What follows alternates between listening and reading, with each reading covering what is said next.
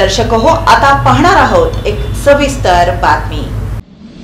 गेल्या अनेक दिवसांपासून सोलापुरातील छत्रपती संभाजी महाराज तलाव तसंच किल्लाबाग परिसरामध्ये कावळा, घार, बदक आदी पक्ष्यांचा अचानक आणि अनैसर्गिकपणे मृत्यू झाला होता।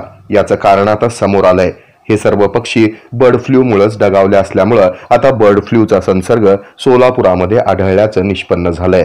त्यामुळे या बाधित क्षेत्रातील म्हणजेच छत्रपती संभाजी महाराज तलाव, किल्लाबाग परिसर, श्री सिद्धेश्वर मंदिर, मॉर्निंग वॉक ट्रॅक आदी क्षेत्र आता नागरिकांसाठी प्रतिबंधित करण्यात आले आहेत।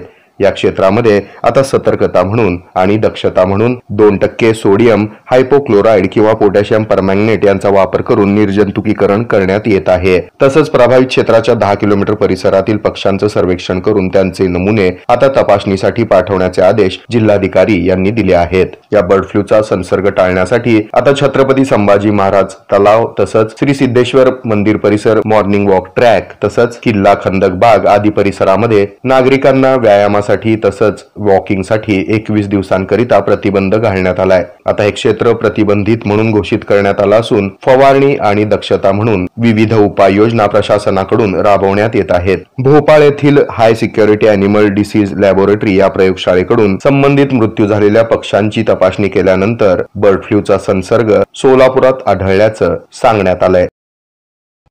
हे आहे मेट्रोकास्ट केबल नेटवर्क आणि आपण पाहत आहात द न्यूज प्लस बरच काही।